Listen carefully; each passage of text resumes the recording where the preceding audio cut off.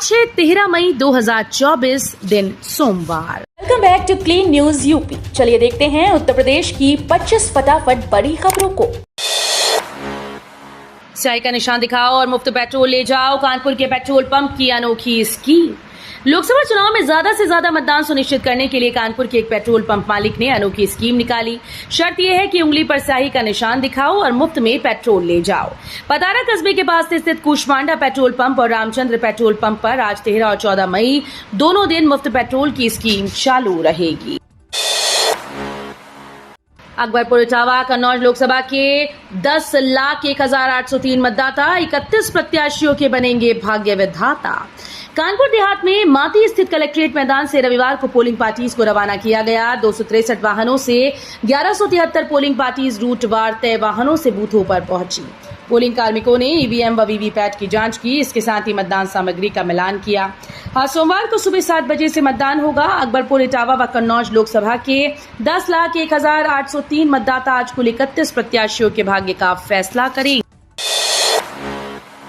उत्तर प्रदेश के हाईकोर्ट का बड़ा फैसला, वसीयत को रजिस्टर्ड करना अनिवार्य नहीं। उत्तर प्रदेश के हाईकोर्ट ने एक बड़ा फैसला सुनाया। प्रयागराज में स्थित उत्तर प्रदेश हाईकोर्ट ने उत्तर प्रदेश के किसी भी हिस्से में लिखी जाने वाली वसीयत को रजिस्टर्ड कराने की अनिवार्यता खत्म कर दी।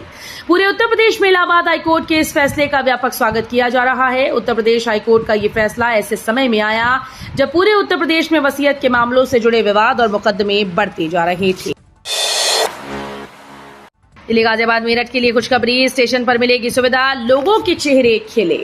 दिल्ली गाजियाबाद मेरठ आरआरटीएस कॉरिडोर पर यात्रियों की सुविधा के लिए उत्तर प्रदेश में मेरठ साउथ स्टेशन पर सबसे बड़ी पार्किंग बनाई जा रही है। इस स्टेशन पर यात्रियों की सुविधा के लिए स्टेशन के दोनों प्रवेश द्वारों पर 2 पार्किंग बनाई जा रही हैं, जिनका निर्माण लगभग पूर्ण हो चुका है।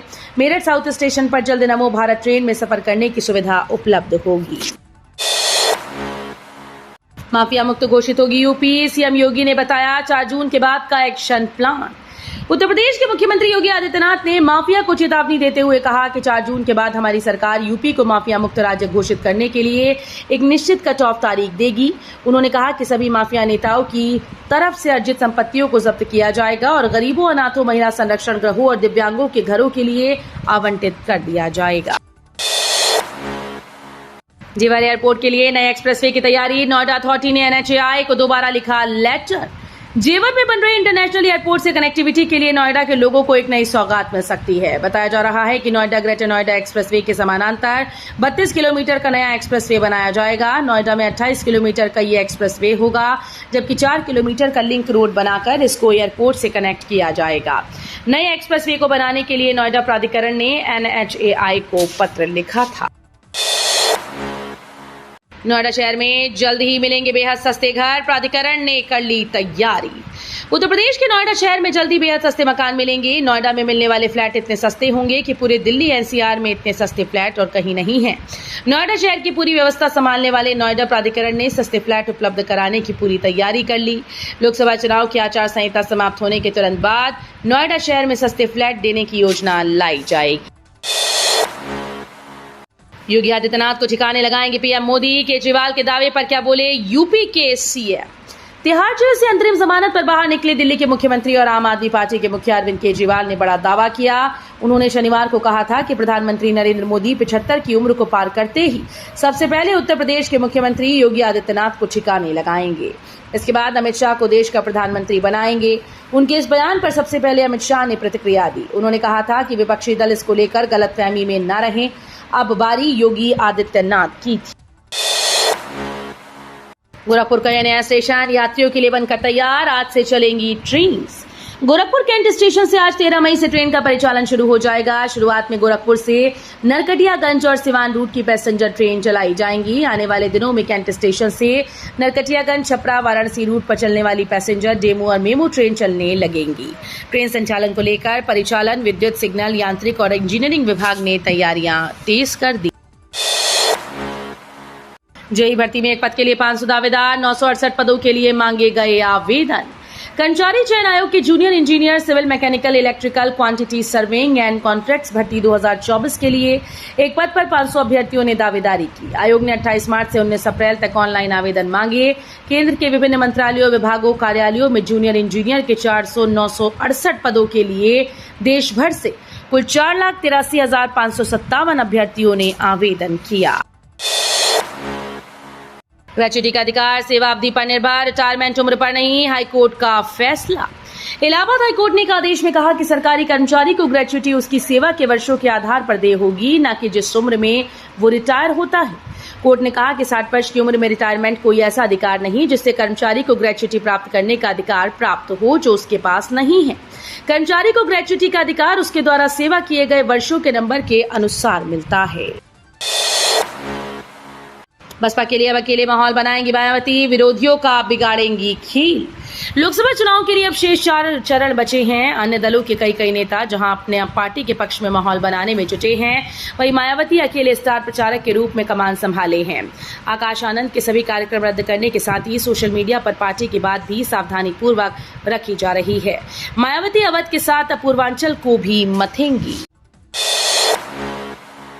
राहुल अखिलेश पर अमित शाह का वार, सीएम योगी बोले पीएम मोदी के 2 ही विरोधी। केंद्रीय गृह मंत्री अमित शाह ने प्रतापगढ़ में जनसभा को संबोधित करते हुए कहा, ये 2 शहजादे अखिलेश और राहुल बाबा कहते हैं कि हम आएंगे तो धारा 370 को वापस लाएंगे। पीएम मोदी ने इस देश से आतंकवाद, नक्सलवाद को समाप्त करने का काम किया। पीएम मोदी ने देश को सुरक्षित करने का काम किया। इसके बाद रायबरेली पहुंचे केंद्रीय मंत्री अमित शाह ने एक जनसभा को संबोधित करते हुए कहा कि यहां कई लोगों ने मुझे कहा कि ये परिवार की सीट है।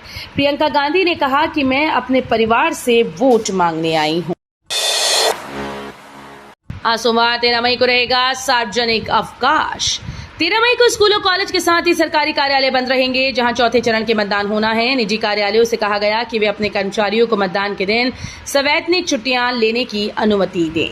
इन राज्यों के इन जिलों में रहेगी छुट्टी: बहराइच, शाजापुर, अकबरपुर खीरी, कानपुर धरोहरा, कन्नौज, सीतापुर, इटावा, हरदोई, फर्रुखाबाद, मिश्रिक और उन्नाव। पीएम मोदी 16 मई को आजमगढ़ में करेंगे जनसभा। कई लोकसभा क्षेत्रों को साधेंगे प्रधानमंत्री। लोकसभा चुनाव की सरगर्मी जिले में तेज हो गई। सपा की ओर से जिले में इंडिया गठबंधन की रैली आयोजित करने की तैयारी की गई। वहीं अब जिले में 16 मई को प्रधानमंत्री नरेंद्र मोदी का आगमन हो रहा है। इस दौरान वो लालगंज सुरक्षित सीट के निजामाबाद विधानसभा क्षेत्र स्थित गंधुवई में जनसभा को संबोधित करेंगे। स्टेशन पर लाइन में लगने का झंझट खत्म, घर बैठे ही खरीद सकते हैं जनरल टिकट। रेल यात्रियों को अनारक्षित टिकट के लिए स्टेशन पर लाइन लगाने की जरूरत नहीं पड़ेगी। रेलवे बोर्ड की ओर से पहली बार मोबाइल ऐप लॉन्च किया गया। इस यूटीएस ऑन मोबाइल ऐप से रेल यात्री घर बैठे अनारक्षित टिकट की बुकिंग कर सकेंगे। इसके लिए यात्रियों को स्टेशन पर जागरूक भी किया जा रहा है।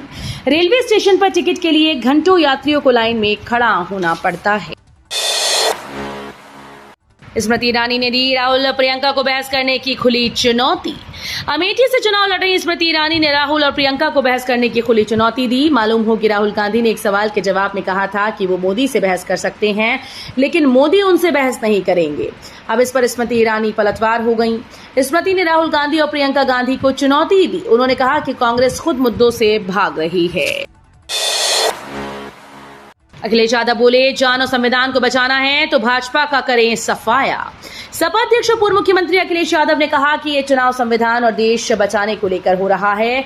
यदि जान और संविधान दोनों बचाना है तो भाजपा का सफाया करें। उन्होंने प्रधानमंत्री नरेंद्र मोदी पर सीधा प्रहार करते हुए उद्योगपतियों का कर्ज माफ कर किसानों को बर्बाद करने का आरोप लगाया। अखिलेश शहर के मोरंग मंडी के मैदान में इंडी गठबंधन के तहत कांग्रेस प्रत्याशी तनुज पुनिया के समर्थन में आयोजित जनसभा को संबोधित कर रही थी। पीएम मोदी के स्वागत के लिए भव्य सज रही महादेव की काशी। काशी में आज 13 मई को प्रधानमंत्री नरेंद्र मोदी का भव्य रोड शो होगा। इसकी तैयारियां अंतिम चरण में है। पीएम मोदी के स्वागत के लिए काशी को दुल्हन की तरह सजाया और संवारा जा रहा है। जिस रूट से पीएम मोदी के रोड शो का काफिला गुजरेगा, उस रास्ते को भव्य सजाया जा रहा है। इसके साथ ही सुरक्षा व्यवस्था के भी पुख्ता इंतजाम किए गए। मेरठ में डायवर्जन, मेरठ में RRTS कॉरिडोर का निर्माण कार्य तेज गति से चल रहा है। इसी के मद्देनजर अतुल माहेश्वरी उपरिगामी सेतु के पास से आज आगामी कुछ दिनों तक दिल्ली मेरठ रोड की दोनों साइड पर सड़क का कुछ हिस्सा वाहनों के लिए उपलब्ध नहीं होगा। यहां निर्माण कार्य के लिए सड़क का कुछ हिस्सा प्रतिबंधित रहेगा। जरूरत के हिसाब से वाहनों का संचालन जारी रहेगा। ग्रेटर नोएडा वेस्ट की सोसाइटी में हंगामा। शहर में स्थित पंचशील हाइनेस के निवासियों ने रविवार को एक बार फिर से विरोध प्रदर्शन किया, जिसमें उन्होंने सोसाइटी के स्विमिंग पूल को फिर से चालू करने की मांग की। निवासियों ने सूखे पूल के अंदर जाकर बाल्टी और मग में पानी भरकर एक सांकेतिक नहाने का प्रदर्शन किया। सोसाइटी के निवासी रोहन भगत ने कहा कि पूल लगभग 4 साल से बंद है। हमें बिल्डर की ओर से क्लब और अन्य सुविधाओं का वादा किया गया था, लेकिन स्विमिंग पूल अभी भी बंद है। आसपास की सभी सोसाइटीज में पूल चल रहे हैं, लेकिन हाइनेस में चालू नहीं है।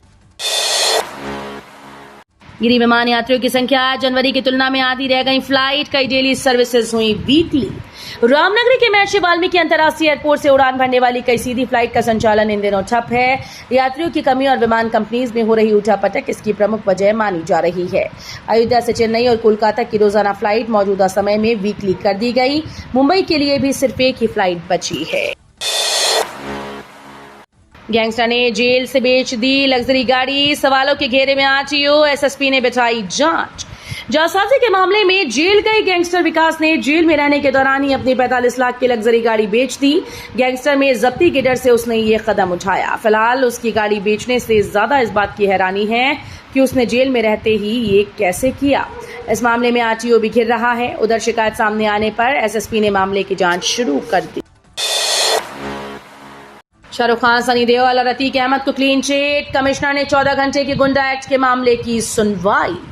प्रयागराज के पुलिस कमिश्नर रमित शर्मा की कोर्ट ने शनिवार को गुंडा एक्ट के मामलों का निस्तारण करने के लिए मैराथन कार्यवाही की। 14 घंटे तक सुनवाई चली। सुप्रीम कोर्ट के अधिवक्ताओं ने ऑनलाइन निःशुल्क पैरवी की। सुबह से रात तक चली सुनवाई के दौरान 712 वादों का निस्तारण करके रिकॉर्ड बनाया गया।